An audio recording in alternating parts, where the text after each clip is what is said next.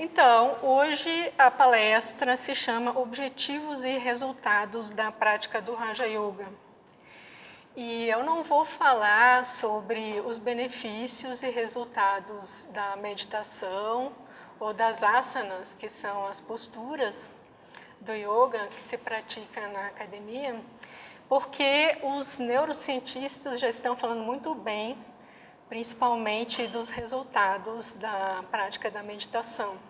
Então, isso vocês podem ver canais interessantes no YouTube com neurocientistas que sabem explicar muito melhor que eu o funcionamento do cérebro. Então, aqui o meu foco seria mais filosófico ou religioso, como religião, como uma prática espiritual de emancipação da alma. Então, prestem atenção nessa figura que eu estou usando da águia o voo da águia em direção ao Sol, porque representa mais ou menos o tema. Então, ao contrário das palestras anteriores, que eu sempre foquei mais no Sutras de Patanjali, na visão do Ruitametta, por ser uma visão mais de uma prática mais simples e mais acessível ao homem ocidental. E o Taimni tem uma visão mais ortodoxa mesmo, da filosofia do yoga. Agora, hoje, como a ênfase é mais filosófica, mesmo mais teórica, eu vou seguir predominantemente a visão do Taimni, apesar de citar em alguns momentos o Ruitametta. Então, hoje eu vou, como eu já falei muitas vezes sobre o que é o yoga, sobre os 8 aspectos da prática, Yama, Niyama, Asanas, Pranayama, Pratyahara, Dharana, Dhyana, Samadhi. Hoje eu vou inverter um pouco a ordem que eu costumo apresentar os assuntos, só para ficar mais didático. E aí, como o objetivo final do yoga, que é Kaivalya, a liberação, está apresentado na a quarta parte dos Yoga Sutras, que se chama a realização do yoga, então eu vou trabalhar predominantemente com os sutras da seção 4. Então, hoje eu vou começar por esse, número 18, que dá uma ideia da constituição do homem e da diferenciação entre mente e consciência. Então, o Sutra fala que as modificações da mente são sempre conhecidas por seu dono em razão da imutabilidade do Purusha. Purusha é o dono. Ou consciência. Então, aqui ele diz que existe uma mente.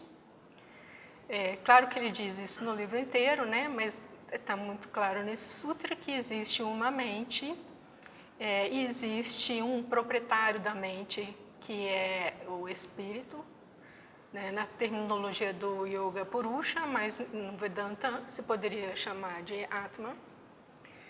E então o Taimni tem uma visão assim muito didática de que a mente é um veículo da consciência, que ele representa, né, essa visão didática dele, por um globo que circunda uma lâmpada, que eu vou mostrar um pouquinho mais adiante. Então, essa ideia inicial, que o Sutra diz que Purusha é consciente de maneira ininterrupta de todas as mudanças que ocorrem na mente, não sendo possível escapar-lhe qualquer mudança. Assim é porque ele é eterno. Somente uma consciência eterna, imutável, pode prover tão constante e perfeito plano de fundo para as contínuas e complexas mudanças que se verificam na mente. Esse é o comentário do Taimni. Então, essa figura eu até já usei na minha palestra anterior, que eu estava explicando dhyana, ou percebimento ininterrupto, que é uma das fases da meditação que leva ao samadhi, e usei esse exemplo da pessoa que fica parada na janela ou numa varanda do seu apartamento, olhando os carros que passam na rua. Então, a própria possibilidade de você contar os carros que passam ali na rua indica que você é permanente ali em relação àqueles carros que estão passando.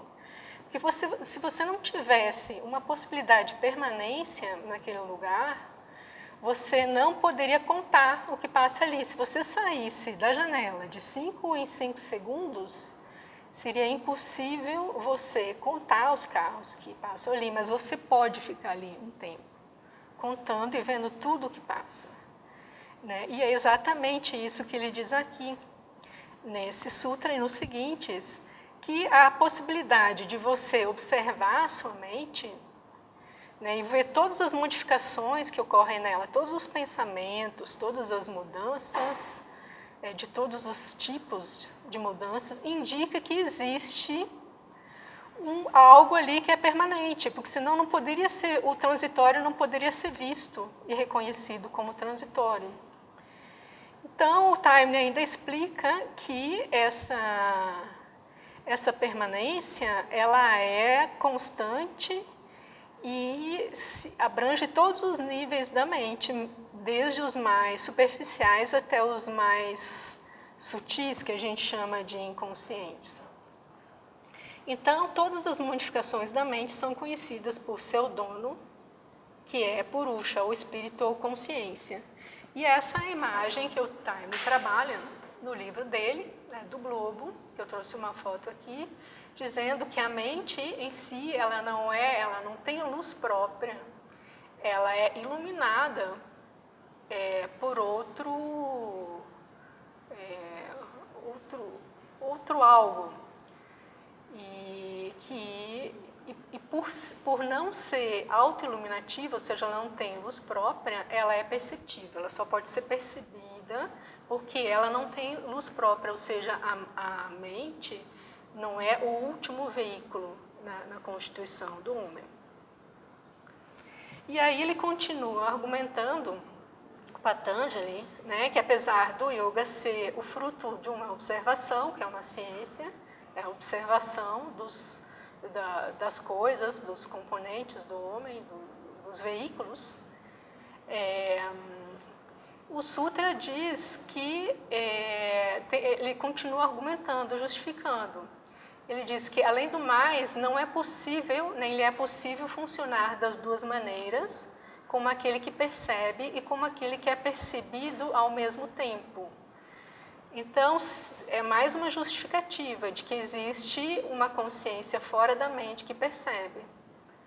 Porque a mente é percebida, então ela percebe os objetos externos ela é um meio da consciência que opera através dela. Então, é a consciência que percebe, que é a fonte percebedora. E o comentário, o fato de a mente ser perceptível é uma questão de experiência. Ou seja, a gente pode ver, né, que a gente percebe a mente. Ora, se a mente é perceptível, ela não pode, ao mesmo tempo, ser aquele que percebe. A mesma coisa não pode ser quem percebe e quem é percebido. Se a mente é perceptível, conclui-se que deve haver um poder da natureza da consciência que torne a mente capaz de exercer suas funções de percepção. Na medida em que o aspecto cognitivo da consciência age por intermédio da mente, ele está, por assim dizer, voltado para fora e conhece outras coisas no domínio da mente. Somente quando estiver livre da servidão da mente voltar-se para seu interior, poderá conhecer a si próprio, conforme explicado no Sutra 4.22. Então, essa última frase aqui que eu queria destacar, ela já indica, né, o caminho para a libertação da mente, ou para o objetivo do yoga. É a mente a consciência estar livre da servidão da mente e voltar-se para o interior, e aí conhecer a si própria. Então, mais um argumento, né, para justificar essa observação de que existe uma mente e uma consciência, da impossibilidade da sobreposição de diversas mentes, o que levaria a uma regressão ao infinito. ele diz que se fosse admitida uma cognição de uma mente por outra mente, ou seja, uma sucessão de mentes em camadas, teríamos que admitir a cognição de cognições e também a confusão de memórias, ou seja, como isso não ocorre, cai por terra o argumento de que não existe mente e consciência, e sim apenas uma mente dividida em várias camadas. Então, dada essa diferença, né, essa possibilidade de uma consciência que usa a mente como veículo, mas não se confunde com o veículo, aí entra a ideia do autoconhecimento como o conhecimento da consciência, conhecimento de si mesma pela própria consciência. Ou seja, o autoconhecimento não é o conhecimento da mente, é o conhecimento da consciência por si própria. O Sutra diz: o conhecimento de sua própria natureza, através da autocognição, é obtido quando a consciência assume aquela forma na qual não muda de lugar para lugar. Ou seja, quando a consciência está atrelada à mente, que é sempre mutável e que tem vários estados mais claros, mais lúcidos ou mais obscuros, que se poderia chamar de mais conscientes ou mais inconscientes, quando a consciência não está identificada com essa mente que está sempre mudando, né, ou está sempre num canto, focada num canto ou outro da mente, aí ela assume a sua própria forma e conhece a sua própria natureza.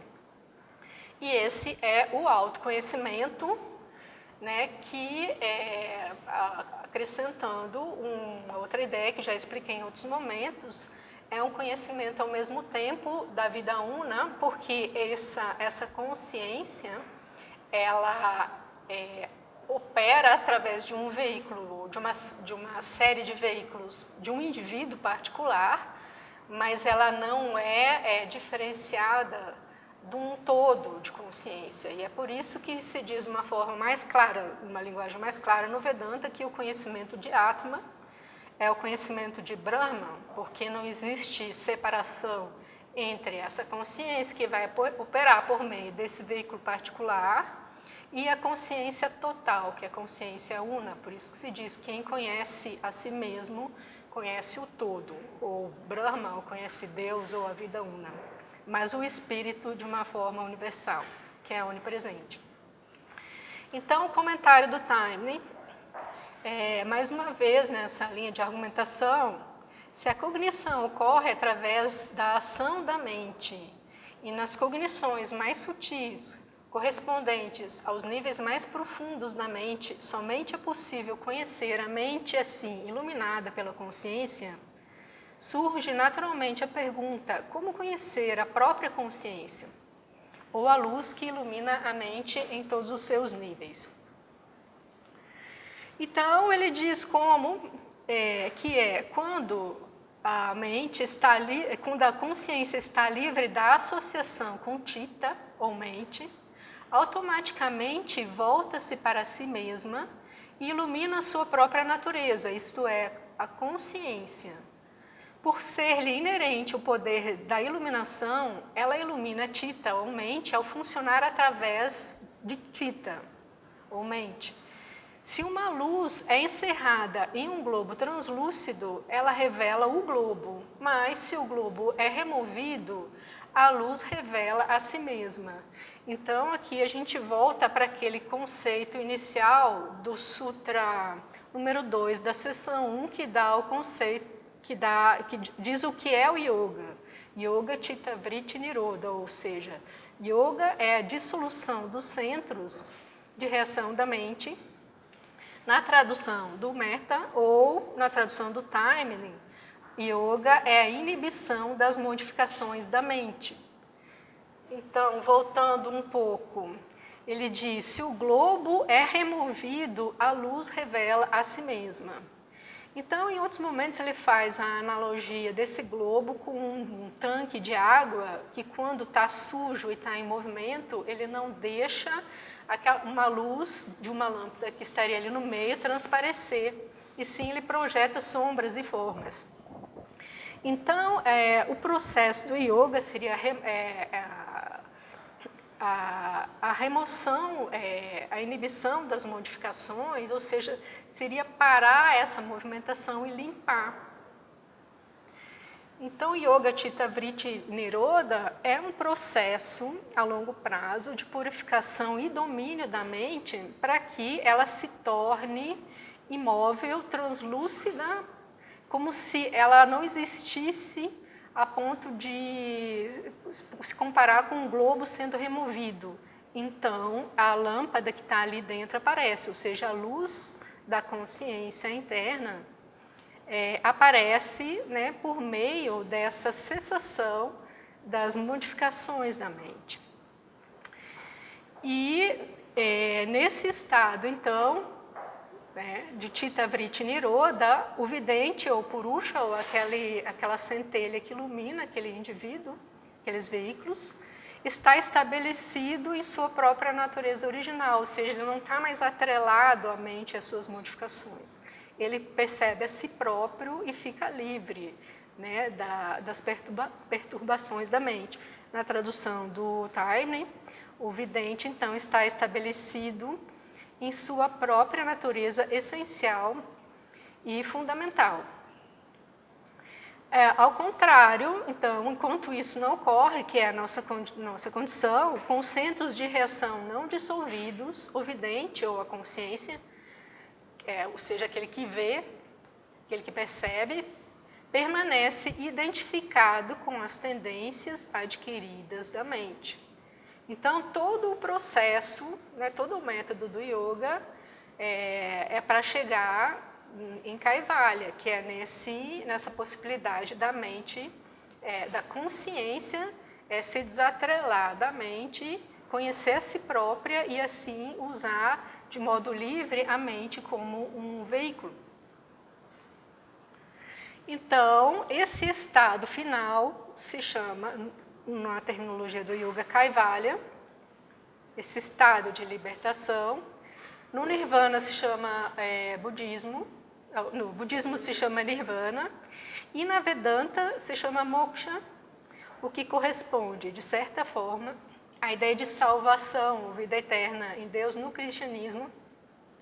Aí eu coloco de certa forma, porque como o cristianismo é um sistema muito diferente, muito cheio de alegorias, é muito difícil fazer uma correspondência mais simples e direta, como no budismo e na Vedanta, mas de certa forma ou seja, todas as grandes religiões, elas propõem, né, um caminho, um método a se chegar a esse mesmo estado, a essa mesma condição. Então, o Sutra 34 da seção 4 dá o conceito de Kaivalya, que é o estado de liberdade absoluta.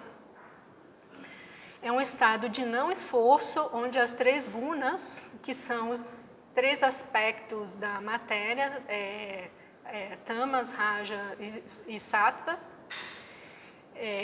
ou seja, de um modo geral, onde o atrelamento da consciência à matéria é libertado, né? Então, os gunas, desagrilhoados pela mente, retornam ao seu movimento e onde a consciência retoma sua condição original não modificada, ou seja, a matéria continua operando de uma forma natural, sem distorções causadas pela mente, e essa é um enfoque muito particular do Huitmetic, que eu já expliquei numa palestra anterior. E na visão do Taimni, então, o Kaivalya é o estado de iluminação que se segue à reabsorção dos gunas por estarem destituídos do objetivo do Purusha, ou seja, a matéria, então, fica desatrelada da consciência e opera, né, de modo natural, sem esse atrelamento que, na verdade, denota que há um processo evolutivo de aprendizado, ou seja, o aprendizado já chegou ao fim, a matéria começa a fluir na sua natureza e a consciência, então, predomina sobre a matéria, sendo consciente de si mesma, e usando a matéria como simples veículo. Então, nesse estado, o Purusha, o espírito, está estabelecido em sua verdadeira natureza, que é a pura consciência. E aqui eu trago de novo a figurinha que eu costumo usar, então, que na verdade isso está dentro de um conceito mais amplo de evolução, que eu trago aqui da teosofia, que é de uma mônada ou consciência que atravessa os vários reinos da natureza. Né? Ela começa do modo mais inconsciente no reino mineral, vai despertando algumas faculdades bem primárias no reino vegetal, depois no reino animal, onde já existe movimento, existe desejo, existe uma inteligência rudimentar, que depois vai chegar a uma mente com uma mente humana, que ainda opera dentro desse agregado de funções adquiridas nos reinos anteriores, ou seja, o homem carrega ainda um animal dentro de si e tem uma mente, né, que procura organizar aquilo, mas isso ainda está muito confuso, está nesse processo, nesse estado de agrilhoamento, para usar as palavras que a gente citou agora. Né? E no final desse aprendizado, quando chegar ao estado de Kaivalya, né, como eu acabei de mostrar, se chega ao estado de um homem perfeito, que eu usei aqui a figura de um yogi para representar. Então, o yoga de Patanjali, ele tem um método para organizar e, de certo modo, acelerar esse processo evolutivo que está programado na própria natureza. Não é simplesmente uma proposta de uma religião criada por um determinado profeta que apresentou, né, a proposta da própria religião. Isso é uma proposta da natureza. Então, como eu falei ali em desejo, né, porque esse processo de liberação da consciência, ele envolve principalmente uma transcendência dos desejos, mas mais com certeza por uma compreensão, um amadurecimento, e não por um processo de repressão, que todo mundo sabe que não funciona. Então, eu acho bem interessante isso, que como essa questão do desejo é importante, porque pelo que o Patanjali coloca, eu interpreto que o desejo é uma força motriz da evolução, porque ele diz que por trás dos inúmeros desejos existe uma ação do Purusha, do próprio espírito, de empurrar o homem para frente, porque todos esses desejos, eles vão ser frustrados até que o homem alcance a meta final, que é Kaivalya. Ou seja, nessa persecução desses pequenos desejos, que vão, como ele diz, de diversos níveis, aos mais rudimentares, aos mais sofisticados ou elevados, sempre haverá uma frustração. E essa paz final só acontece em Kaivalya. Então, lendo o Sutra, o comentário. Embora matizada por inúmeros vasanas ou desejos, a mente, age para outro, ou seja, ela age para a Purusha, ou consciência, pois ela age em associação. A mente, a consciência está ali empurrando aquilo na mente, movendo a mente, e aquilo naturalmente, os desejos não vão ser satisfeitos, né? E isso está programado para ser assim, até que então a pessoa começa a buscar, tentar entender essa natureza do desejo e entender que por trás desse desejo existe um desejo pela liberação, pela perfeição. Perguntavam sempre para a senhora Blavatsky por que o ser humano está sempre insatisfeito, e ela disse que é porque o ser humano tem sede do infinito, e é exatamente isso que está escrito aqui. Então, comentário do Time. Somente quando Vasana, desejo, é compreendido em seu sentido mais amplo, e não somente no sentido dos desejos pertinentes aos mundos inferiores, é que podemos aprender o significado do Sutra em discussão. Vassana permeia a vida em todos os seus níveis, inclusive o mais elevado. Seus objetivos são os mais variados, desde as mais rudes indulgências físicas até os mais refinados conhecimento e bem-aventurança dos planos espirituais. Mais adiante, como sabemos que é Purusha o espírito que estamos procurando em todos esses variados objetivos? É porque, enquanto os objetivos mudam constantemente, nunca nos satisfazendo, Purusha permanece lá no plano de fundo. Uma consequência importante do fato de Purusha ser o objetivo último, em meio aos diversos objetivos que perseguimos, é que nenhuma condição de existência alcançada pelo yogi, por mais exaltada que seja, pode propiciar-lhe uma paz duradoura.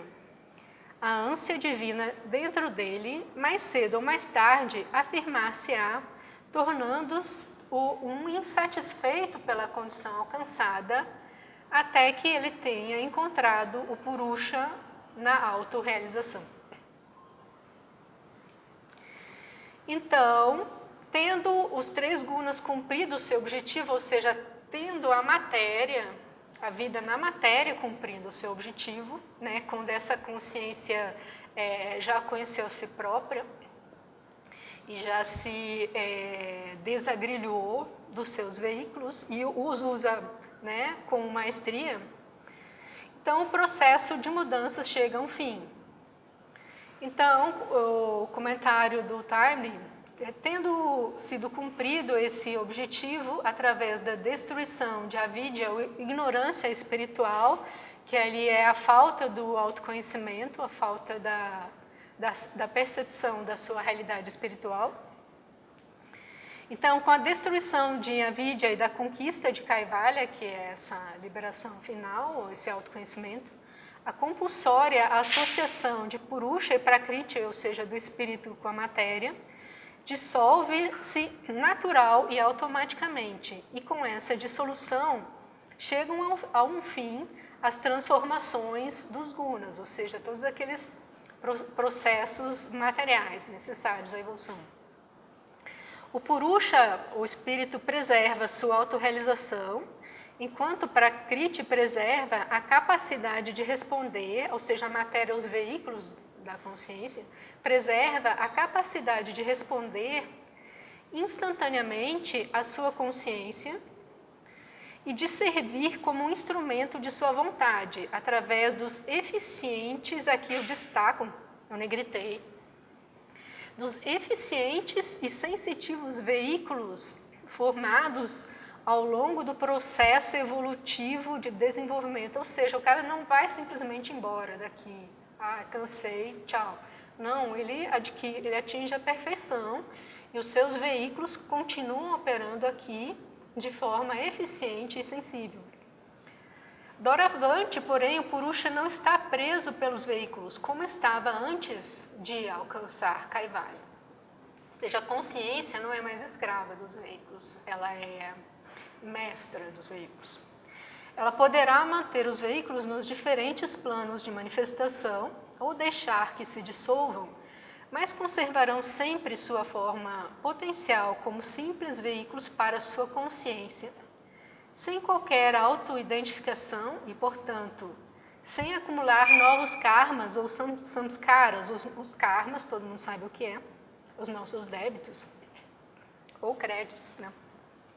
Os samskaras, ou as nossas tendências adquiridas, tendência à depressão, tendência à impaciência, várias tendências, né, de ações, estando livre para dissociar-se deles e recolher-se à sua verdadeira forma, sempre que quiser. Então, aqui eu só destaco que uma coisa que eu não posso entrar hoje, mas todos de alguma forma já entenderam, já apresentei também essa ideia em outros momentos, que você só sai daqui naturalmente depois de ter quitado a última continha, né? A consciência não se liberta cheia de karma, cheia de dívida. E é por isso que os 2 primeiros aspectos da prática do yoga são yama e niyama, que são a ética, Porque além de a gente ter que pagar aquilo que a gente já fez, a gente já não pode gerar dívida nova. E então, isso não é um passo a ser cumprido e transcendido. Isso vai até, a ética vai até esse estado final de liberação, porque aqui ele diz que só a partir desse estado de Kaivalya que a consciência não acumula novos karmas. Até então, você pode acumular novos karmas, novas tendências e cair. Por isso que existem seres nascendo da evolução que chegam em estados altos e caem, porque num erro de vigilância, a pessoa cria karmas e samskaras e afunda.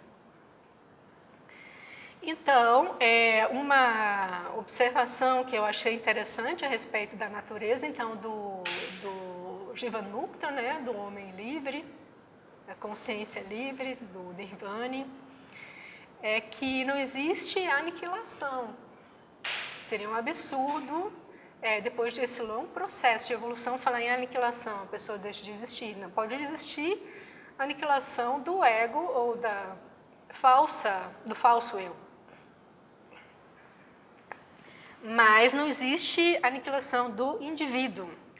E eu achei o texto dele bastante explicativo, eu vou ler.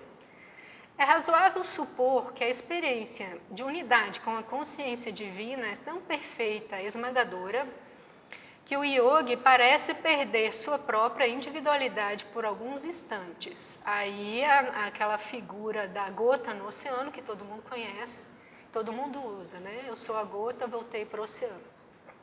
Mas, pelo que ele fala, não é uma analogia perfeita, Pelo que ele fala, não, realmente não é.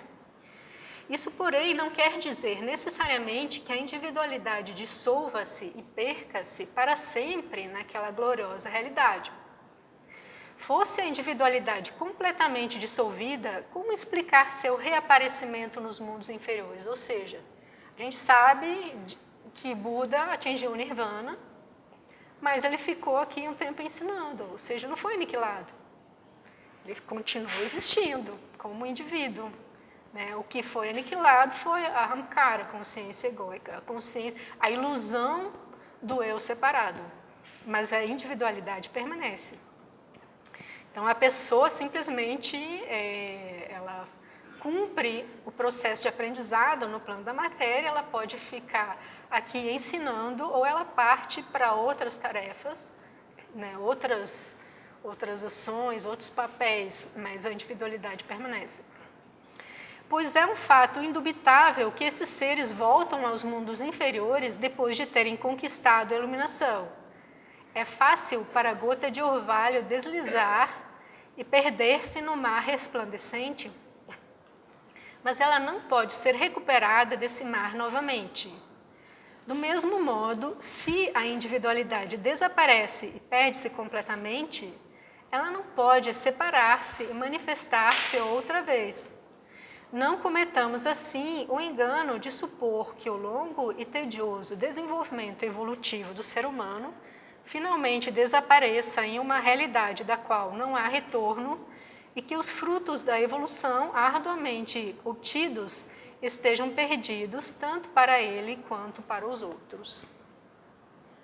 Ou seja, esse é um benefício não só para ele, é para a humanidade inteira. Essa é mais ou menos a explicação do que é Kaivalya. Agora, tem um outro aspecto que eu gostaria de destacar, que faz parte das aquisições do yoga, que Patanjali vai tratar na terceira parte dos Yoga Sutras, que são os siddhis. Siddhis ou poderes psíquicos. Já que a nossa palestra é sobre os objetivos e resultados da prática do Raja Yoga, e os siddhis pode dizer que são um resultado, mas não são objetivos. E é muito importante destacar isso, porque perdendo o foco do objetivo, e se atrelando em alguns resultados que seriam assim intermediários ou anexos ou acréscimos, para usar uma linguagem bíblica, a pessoa pode ficar amarrada aqui e não atingir o objetivo. Então, eu vou fazer essa ponderação sobre os siddhis, que são poderes. Tem uma série de siddhis explicados nos Yoga Sutras de Patanjali, mas como eu não acho isso tão importante, não vou detalhar, mas eu vou citar, por exemplo, telepatia, clarividência, clareaudiência, telecinesia, capacidade de mexer objetos à distância, esses poderes paranormais, que se chama assim. Então, isso não são aquisições espirituais, são poderes psíquicos, ou seja, da matéria mesmo, dos corpos sutis do homem, né, um pouco acima do corpo físico.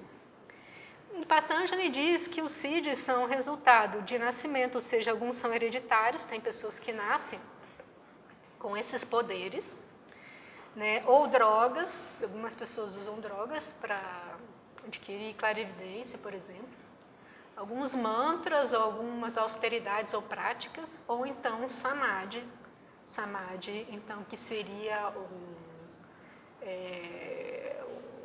o que está dentro do método do yoga, né? Assim, uma forma legítima de adquirir siddhis.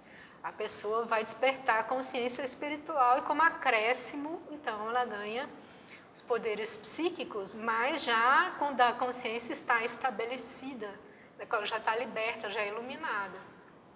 Ele não é ainda um aprendiz que pode usar esses siddhis para ficar mais preso aqui. Então, eu gostei de um trechinho documentário, que eu vou citar aqui, que ele diz que o ponto importante a observar, no caso, é que os siddhis adquiridos por meio desse método, nesse trecho ele estava falando de austeridades, mas vale para todos, ou seja, que eles não são um acréscimo ao despertar espiritual, que seria pelo samadhi, ou seja, por meio de métodos que não samadhi. Então, a menos que eles resultem de um desenvolvimento geral da consciência, ou seja, de uma iluminação, pela prática do yoga, eles são de natureza restrita, ou seja, eles operam de uma maneira limitada, alguns, né, de uma forma rudimentar, e não duram mais de uma vida. E eu acho que isso é o problema menor.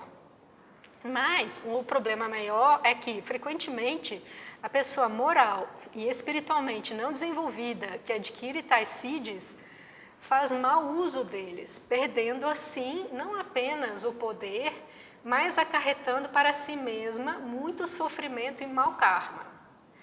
Então, eu gostaria de destacar essa questão do sofrimento e mau karma, porque a gente já falou, né, que a mente precisa ser pacificada, né, precisa ser límpida e precisa ser transparente para para a consciência poder se desidentificar, né? A questão da ética, como eu já apresentei na palestra anterior, é fundamental para isso, porque quando você começa a fazer meditação e se interiorizar, todos aqueles pesos na consciência começam a aparecer, né? E se você está distraído num processo de alienação, de bebidas, né? O entretenimento, você pode até achar, eu não tenho peso na consciência.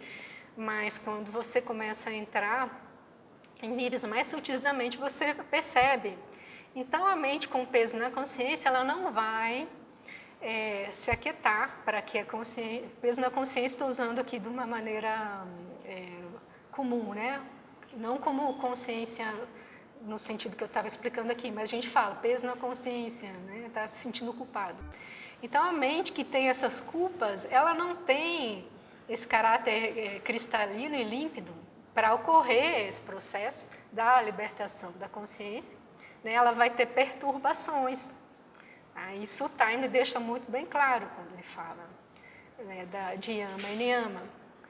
E além disso, ainda tem a questão do mau karma, que você acumula, né? Quando você age mal, então você tem mais dívida, vai ficar mais amarrado aqui, com mais problema para resolver. Então, vocês pensem bem, a gente já tem essa dificuldade, né, de enfrentar essa situação, simplesmente com os poderes normais que a gente tem, que são o poder de falar e o poder de agir, né, é muito difícil. Não errar. Agora, imagina se você ainda tem um poder extrasensorial, que você vai usar aquilo para não errar. Então, se vocês veem o caso de algumas pessoas que têm poderes paranormais de nascimento, é muito comum ver que aquela pessoa é uma pessoa simples, humilde, pobre, ela só usa aquilo para ajudar os outros. Ela não usa para ganhar dinheiro, ficar famosa, para se dar bem. Porque ela tem alguma sabedoria que indica que aquilo é só... Ela tem aquilo, mas se ela usar aquilo de um modo totalmente altruísta, aquilo não vai acarretar esses problemas, né, de mais sofrimento e de mau karma. Então, além disso, eu queria ainda destacar o outro sofrimento, o sofrimento mental, de ter esse tipo de faculdades, por exemplo, de clarividência ou clareaudiência, pessoa que ouve coisas. Quando esses poderes despertam na pessoa que não tem condições de administrar isso, é muito comum a pessoa parar no psiquiatra. Ela começa a ouvir vozes, né, que mistura, existe um certo CID ali, tem uma certa clareaudiência real, mas aquilo gera uma perturbação na mente, ela não consegue mais distinguir aquilo que é delírio dela ou aquilo que ela realmente está ouvindo, né, por esse outro meio. Então, é muito comum, né, esse tipo de coisa parar no consultório do psiquiatra e causa sofrimentos terríveis para as pessoas. Então, todos os yogis sérios recomendam que você não procure despertar esses poderes, que eles, antes de você atingir a iluminação, eles vão atrapalhar. Né? Como eu falei, algumas pessoas têm isso por natureza, mas elas conseguem equilibrar aquilo, né, e fazer um uso com sabedoria. Mas, se você não tem, não desperte, não procure despertar, não procure isso, né? Mesmo que você não vá usar, mesmo que você não tenha uma intenção deliberada, você não vai usar aquilo para espionar os outros, você já tem essa condição ética. Mas aparecem tentações. Eu lembro de mim, um dia, alguns anos, fui dormir para fazer uma prova de concurso no dia seguinte, e parou um sujeito embaixo do meu prédio com um pagode no último volume, à meia-noite. E eu pensei, puxa, ainda bem que eu não tenho CIDs, porque, no mínimo, eu teria fundido esse aparelho de som. Né? E eu não me considero uma pessoa que age mal deliberadamente, mas a gente tem desafios, dificuldades, a gente tem sofrimentos e quer se livrar dos sofrimentos. Né? Faz 3 anos que eu espero uma certidão do INSS, por exemplo. Quem não tem esses problemas? Então, a tentação de você, se você tem CIDs, usar isso, né, grande, é mais um problema lidar com isso. Então, realmente não é uma coisa recomendável, absolutamente. Então, ainda eu gostaria de fazer mais uma observação a respeito do que é Kaivalya, ou transcendência, né? Já que a gente falou assim, se libertar da matéria. Porque existe, assim, uma certa distorção na consciência popular que eu vejo do que é transcendência. Eu estou cansada desse mundo material, capitalista, eu vou embora daqui, vulgarmente se chama chutar o pau da barraca. Então, eu trouxe aqui 2 figuras assim, de contraste gritante, que é a figura do Yogananda, que é um yogi que todo mundo conhece, um ser que se iluminou, ele construiu uma grande instituição, muito eficiente, chamada Self-Realization Fellowship. É um grande trabalho de muita eficiência, e não, naturalmente, para se beneficiar, ele fez isso para ajudar. Pode dizer, é um ser que atingiu o estado de transcendência, mas isso não significa que ele chutou o pau da barraca, ele trabalhou muito. Há N exemplos, né, de pessoas que atingiram altos estados de realização e trabalharam muito e muito bem. Ao contrário dessa figurinha aqui do desenho, né, que ele está mais atrelado do que nunca na matéria, porque ele está amarrado aqui à preguiça, ao torpor e à negligência. O sujeito deitado na cama deve ter tomado todas no dia anterior. Olha a bagunça do quarto dele e talvez da vida dele. Então, isso não é transcendência abandonar, isso não é desapego. E por isso eu trouxe esse sutra aqui do início do livro 1, que fala sobre algumas qualidades preliminares da senda do yoga. Então, no caso dos verdadeiros yogis, que ele diz que os outros que ele está comparando com os falsos yogis, no caso dos verdadeiros yogis, a fé, não no sentido de crença cega, mas de convicção no caminho, a energia, a memória e a grande inteligência precedem e são necessários para o samadhi. Ou seja, é preciso ter muita energia, tem que ter inteligência, memória, tem que ter muita força. E, por oposição, doença, languidez, dúvida, negligência e preguiça, né? Isso aqui, as duas palavras ilustram essa figurinha anterior. Negligência e preguiça, mundanalidade, ilusão, não conquista de um estágio, ou seja, não atingir algum estágio preliminar que está proposto nos Yoga Sutras, instabilidade, no caso, instabilidade mental, emocional, da prática mesmo. Então, esses 9 fatores, as 9 características causam a distração da mente e são os obstáculos à orientação da consciência para o interior. E os sintomas, então, da mente que está nesse estado, dominado por distrações, são dor mental, dor psicológica, o desespero, nervosismo e respiração difícil. São sintomas de uma condição mental dominada por distrações. Então, exatamente isso contrasta com aquele estado que eu destaquei anteriormente, que o Taimni comentou, que a consciência liberta, então usa os veículos eficientes, né, e sensíveis, né, como seus instrumentos para executar a sua obra, aí, que já faz parte do plano divino. Não existe mais uma vontade pessoal egóica, mas uma harmonia com o plano divino, e usa isso para executar o seu trabalho, né, sem perder a sua liberdade, seu estado de bem-aventurança, que é o estado da consciência livre, que Sat-Chit-Ananda é ser, existência na realidade do ser, consciência e bem-aventurança, mantendo de modo permanente essa condição. A consciência, então, opera através dos veículos eficientes no mundo. Então, para finalizar, eu ainda gostaria de destacar essa questão do dever, né, e desse propósito que permanece na senda do yoga, consciência do dever, e até o Jivanmukta, que vai ser um cooperador, continua sendo um cooperador do plano divino ou da natureza. Só para destacar que Kaivalya, ou a libertação, não é uma meta egoísta, tipo o último que ir embora desse inferninho apague a luz, né? Não é uma fuga, processo de se libertar. Muito pelo contrário, ali, com a consciência